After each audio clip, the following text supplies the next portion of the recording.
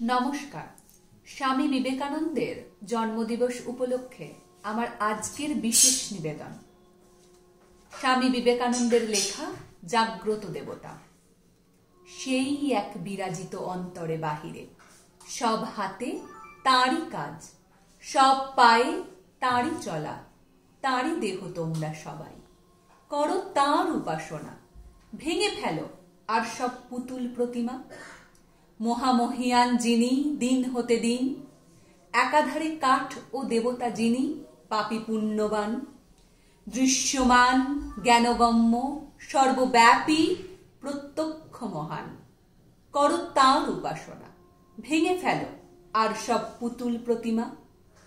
অতীত জীবন ধারার নাই তার মাঝে, অথবা আগামী কোন জনম মরণ।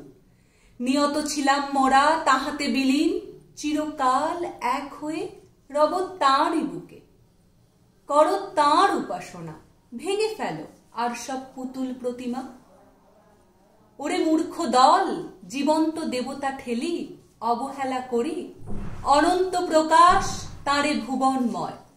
চলেছিস ছুটে মিথ্যা মায়ার পেছনে, বৃথা দ্বন্দ্ব কলহের পানে।